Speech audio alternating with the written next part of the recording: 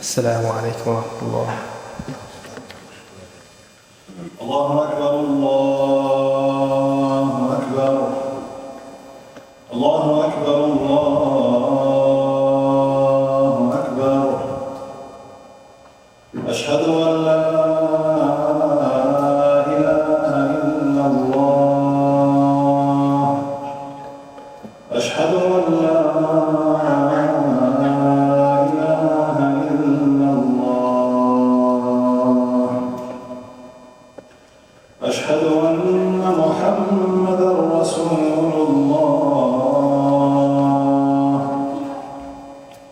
أشهد أن محمدًا رسول الله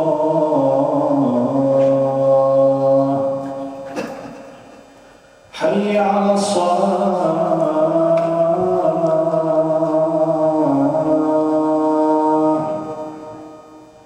حي على الصلاة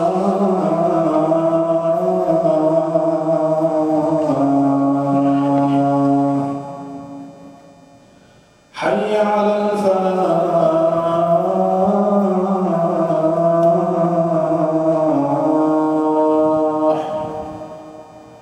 حي على الفلاح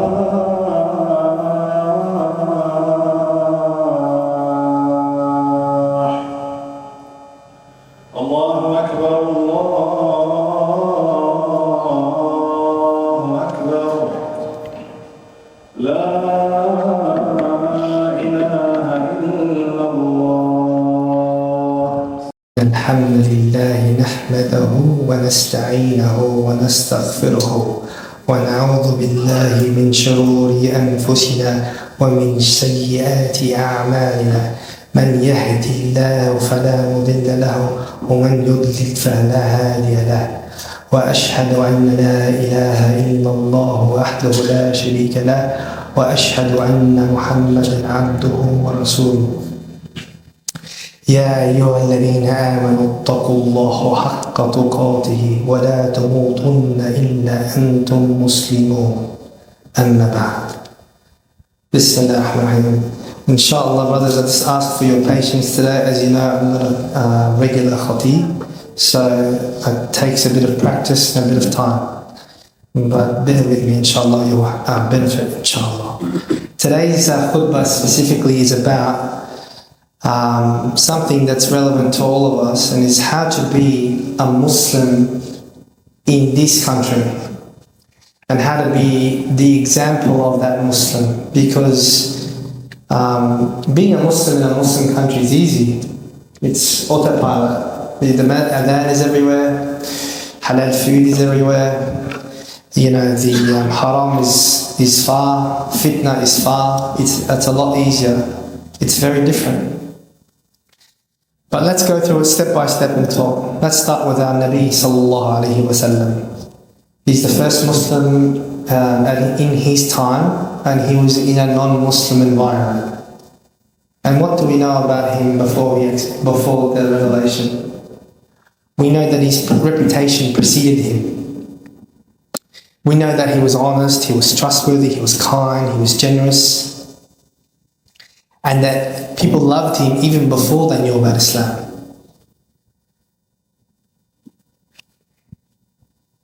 This is how Allah speaks about him in the Quran.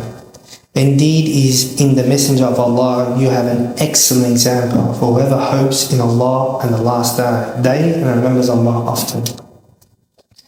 What an amazing thing. The Rasulullah was such a perfect example, hence he was chosen as the Messenger of Islam.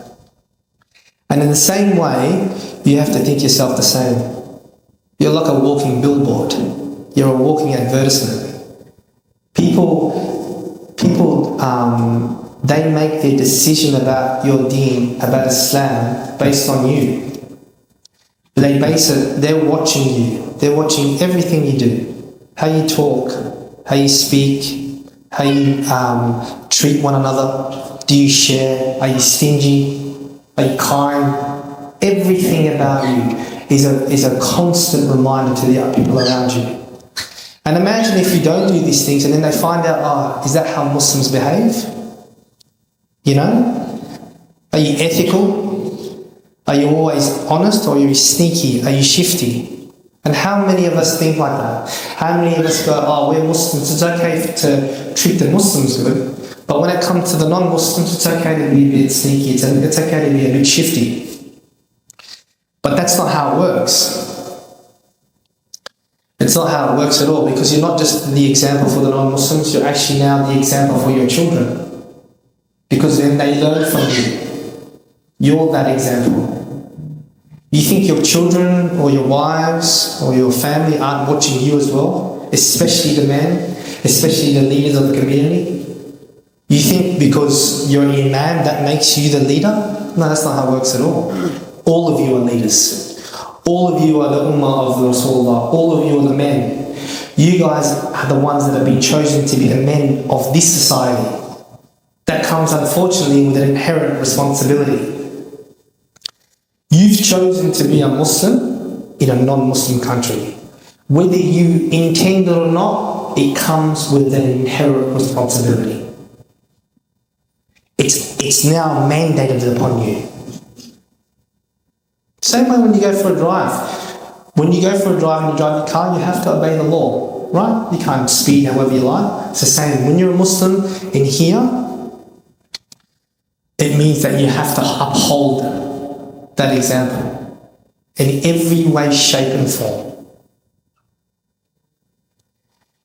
Your children, they learn from you. The way you shake hands, the way you look someone in the eye and be a man. That's what they learn. You're their mentor, you're their example in every way.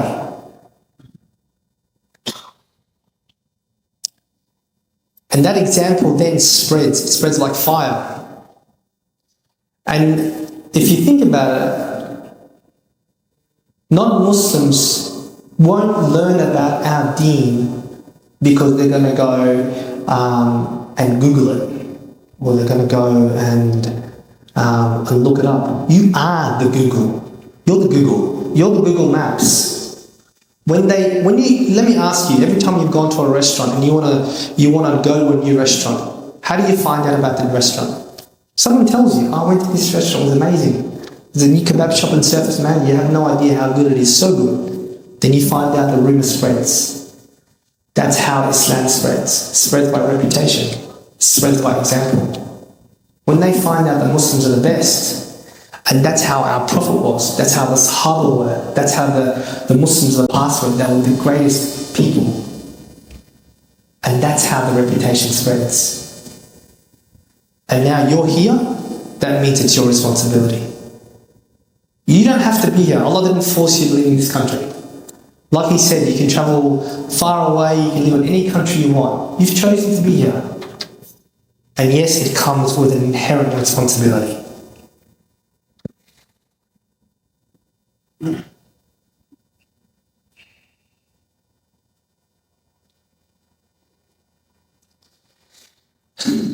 This is really important, because you might think at times, maybe I'm being a bit excessive, I'm putting a lot of weight on your shoulders. I'm saying that you're carrying the deen on your head, and it feels heavy. But the reward is so great. The reward is beyond measure. And I want to explain what I mean by reward. When you set that example without even realizing, that is the ultimate form of da'wah. For the non-Muslims, for your family, for your kids. Even if you did a perfect job and your kids gravitate away from Islam, they become teenagers, they get a bit naughty, maybe they don't pray, maybe they don't fast, maybe they do the wrong thing. I promise you, if you set that mentorship and you set that example, that will be the foundation they come back to. They will always remember, my father is always praying. My father is always fasting. My father, he always went to the mosque. Maybe they don't do it for 10 years, maybe they don't do it for 5 years, maybe they go away. But that's going to be their stability stone. That's what they're going to come back to. Even if you don't have children. You don't even realize it now. But you know how many people that you are completely unaware of already see you as a mentor? You don't even know it. You don't even realize that people are watching you every day, whether at work, in the supermarket. Like, man, that doctor that comes in each day, he always says hello. He's always polite. He never speaks badly about his family or about people. He never backbites. He never steals. He doesn't swear. He does everything right. And that's the mentorship that you provided unknowingly. So the moment you participate in society and you label yourself as a Muslim, that means you have a responsibility.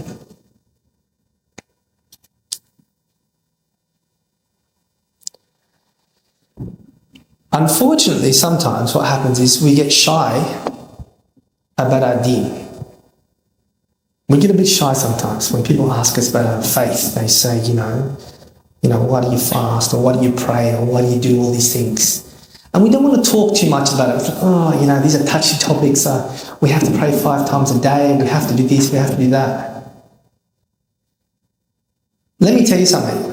When you are on the haqq and you have the message of Islam, you should be proud to talk about your deen to everyone. You are the one who's right. You are the one that Allah chose to have the message to. So don't be afraid to speak proudly about it.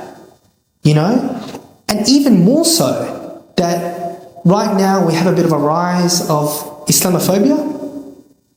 And it's even more than ever important to speak proudly about your deen and be that example. It's so important. Do not be shy about your deen. Do not be shy about the haqq. Only be shy when you're doing something wrong. Yeah, be shy. If you're committing haram and unknowingly or knowingly, then yeah, that's something to be shy about. You should be ashamed of that. Do it behind closed doors so no one finds out. But when you're on the haqq and people are talking to you about it, talk about it. Don't be afraid of the topic people bring up. I'm at work all the time. Oh, so you're the doctor that likes to have more than one wife? Yeah, I am. What's wrong with that?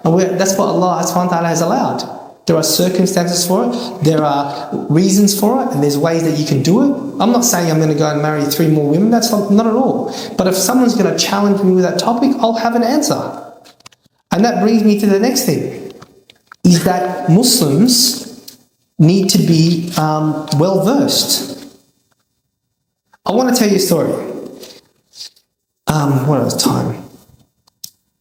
Non-Muslims, and especially in non-Muslim environments where there's people watching, they like to challenge you with controversial issues. That's just what they do. They try to get you at a sore point. And do you think it's because they actually want to know truth? No, they're seeing how, if you're the truth speaker, and you're the one that's on the haqq, let's see how you respond. I was at the hospital recently, and I had a patient. He was palliative. He was at the end, he had brain cancer, this and that. And we got talking for a while, and then I said, are you a man of faith? He said, absolutely, Jesus, brother. I believe in Jesus. I go, okay. And he said, what do you believe? I said, I believe in Islam. And I said, have you ever read about Islam? Have you learnt about Islam? Because if someone asks me about my faith as a doctor, I have no hesitation in talking back. I didn't bring it up, they brought it up. So I'm now within my rights to speak about it. And he said, yes, brother, I've read lots about Islam. And he said, and I would never accept a faith where the Prophet is a pedophile. So what do you think I did? Of course, inside I boiled a bit, and I had all sorts of thoughts from the shaitan that, do X, Y, and Z, but that's not what we're Muslims, that's not what we do. I just remained calm. I did not allow him to evoke an emotional response from me. I just stayed really calm. And I looked at him. Do you know what he said next? So he's waiting, he's throwing the spear, he's trying to get me angry, right? He's trying to really irritate me. And he saw the look in my face, not an angry look, just a calm, collected look. He said, is it true? I said, so you've made a decision that you're not going to accept Islam because the Prophet, astaghfirullah al-azim, is a pedophile. And after you throw that spear at me, you ask me, is it true? So not even he believed what he was saying. That tells you that his intention was purely to evoke an emotional response in me. And Allahu Alam, I spoke to him about it afterwards, And then we actually parted way, but it was a very amicable parting. And this is exactly how our Prophet would behave. We all know the hadith about when someone was found urinating in the middle of the masjid at the time of the Prophet. What did the Sahaba want to do? They wanted to jump on him straight away. But what did Rasulullah do instead? He said, no, wait, let him finish. Can you imagine that? If one of us saw a non-Muslim in the middle of the masjid right now urinating, we want to tear him into shreds. Even me, I'd be like, I want to sink my teeth into him. But Rasulullah, what does he do? He says, no, let him finish. When he's finished, then we'll talk to him. And then he explained to him, this is not what we do here. This is not the place for this. We have a different place for this.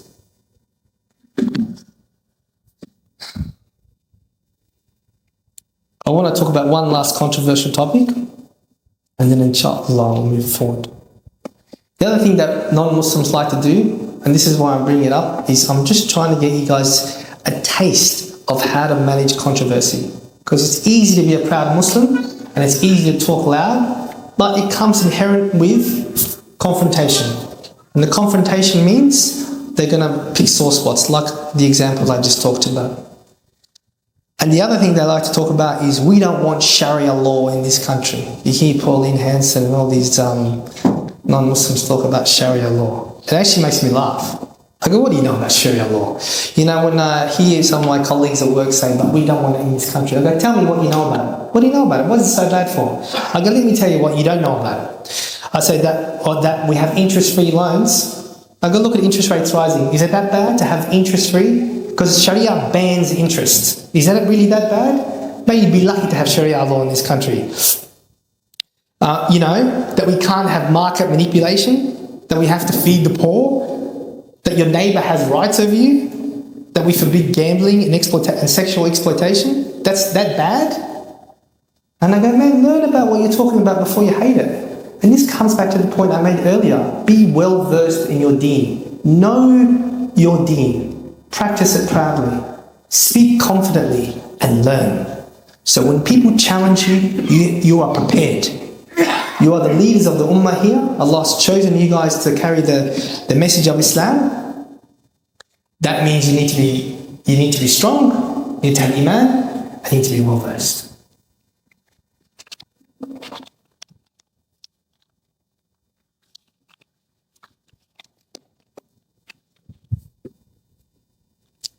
أقول قولي هذا وأستغفر الله لي ولكم فاستغفروا إنه هو الغفور الرحيم.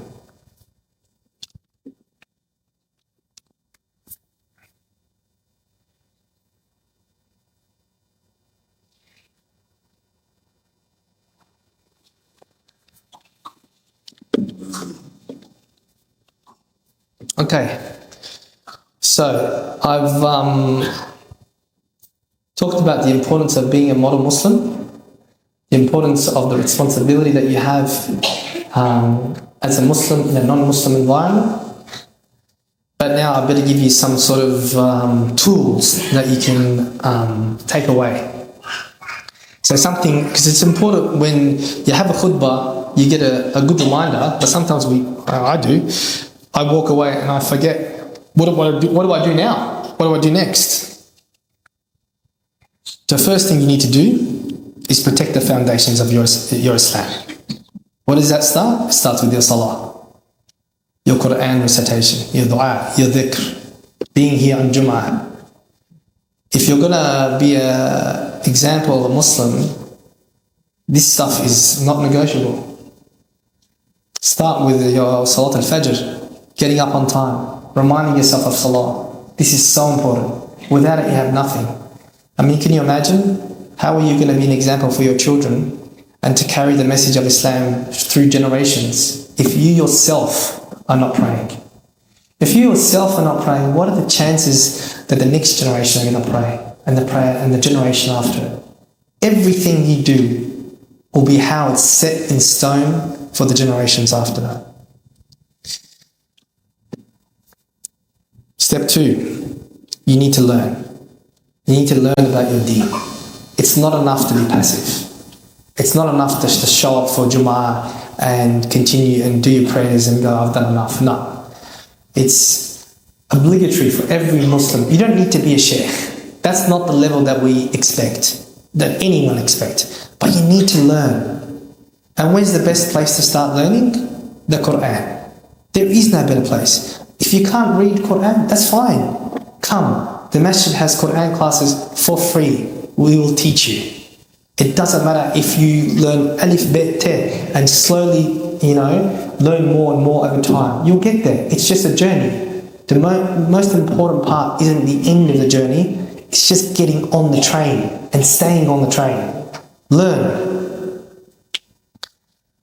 And then even better, if you can learn Quran, then maybe you can learn more. You can learn about the fiqh, about the sunnah, about akhlaq, about all these things. And then you can share these stories with your kids, with your family. And most importantly, it will become part of you. You know, the Quran is addictive. The more you read, the more you want to read. The more you listen, the more you want to listen, because it creates a connection between you and Allah that's different. Allah has given us the Quran not so it sits on the shelf, so it becomes part of you every day. And when you listen to Allah speaking to you, it evokes an emotional response like no other. So learn to read it. Everyone can do it. Absolutely everyone. It may take some of you more time than others, but you can do it, inshallah. The thing is, if you don't learn, if you don't empower yourself, then you become vulnerable. You become vulnerable to non-Muslims. You become vulnerable even to your own confusion. And then you start losing confidence in your own deen. Doubt creeps in, things creep in. But the more you become closer to Allah through learning, the more that dissipates. The antidote to doubt, the antidote to confusion, the antidote to any doubt whatsoever in your heart is knowledge. That's how you fix it. And you fix it through learning. As I said earlier, we're not expecting that you become a sheikh, but we're expecting that you become part of it. Learn, get on the journey. If you don't know how to learn, come here. This is why the masjid exists. It exists so you can learn. Number 3, good company.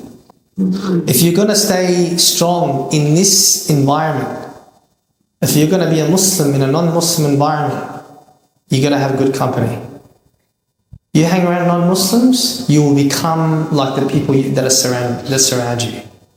You hang around Muslims, then you'll become like the people you are. You are who you keep company. If you've got a bad habit and you're hanging around a whole bunch of people who have the same bad habit, you're going to adopt that habit. It's just a matter of time. If you're sitting with people who are drinking alcohol, eventually, after enough time, this will be a habit that you adopt. If you want to be someone of good character, good Islam and deen and taqwa and iman, then make sure your company is good too. Be around good people. This is a great place for it. And not just Muslims, inshallah, who practice and remember their deen. Ones that will encourage you, ones that will support you, ones that you can share the same ideologies together. It's beautiful. So, to summarize, your foundations, you're going to learn, you're going to keep good company. And then through that, you're going to be the example through the character that you developed. Because when you keep good company and you learn and you become close to Allah, then you'll have all the sifat of someone who's honest, who has patience, who's kind.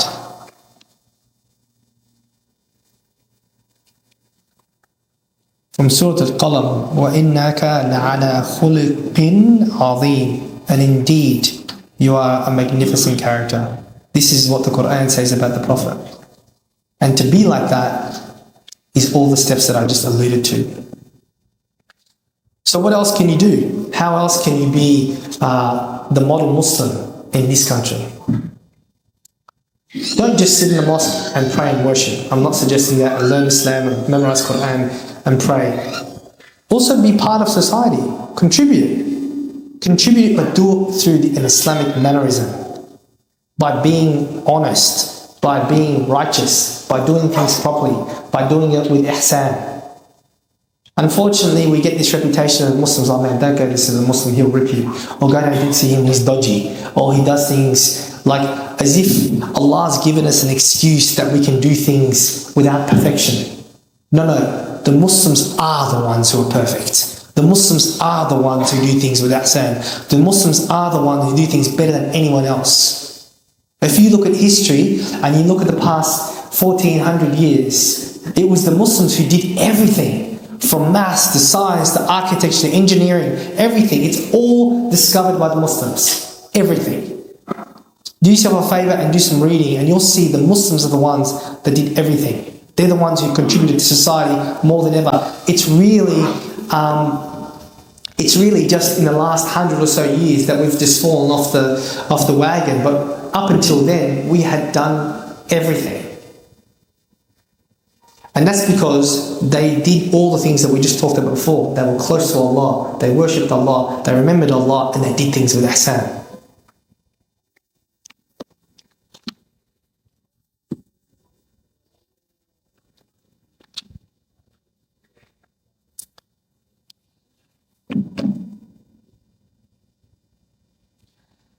Last two topics. And protect your family and your children. How do you do that? What do I mean by protecting the family and the children? It means that when you go home, that you take Islam with you. MashaAllah, you pray 5 times a day. MashaAllah, you fast, you give zakat. But if you're not doing it inside the environment of your home, when you pray, do not pray alone. If it's time for Jama'ah and there's children and your wife are in the house, you call them to pray with you. You make a Jama'ah in the home. And then after that, you use the opportunity to remember a hadith. If you're praying a dhuhr by yourself at home and your children are in their rooms or your wife is cooking, that's not Islam, man. You're the leader of the house. If there's Islam in the house, it's because you brought it in, therefore you practice it inside the home. You bring your family to pray with you.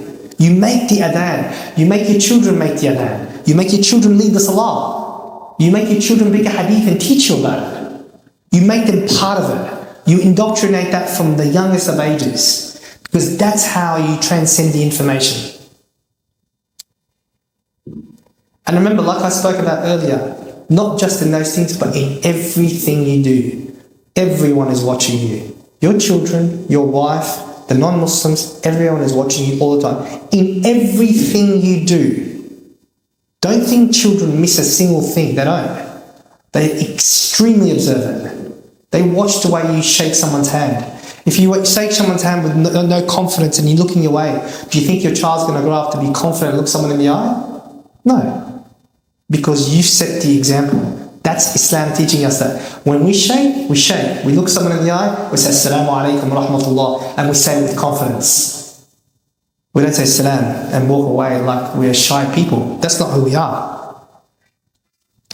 And lastly, before I finish, do not become extreme, because it's a tendency that can happen to Muslims. After becoming attached to your deen, you think that you know better than the Prophet, and you think you can become better than him by doing things that he did not do. Or even worse, abandoning the sunnah of the Prophet, or the teachings of the Prophet, or selecting, cherry-picking the things that you want to do, and leaving the things that you don't want to do. Okay, I'm gonna pray, but I'm not gonna fast. Or I'm gonna pray and fast, but I don't care about my neighbor. He's a kafir. That's not what Islam says. You don't get to choose. Islam sets the tone. We follow. That's how it works.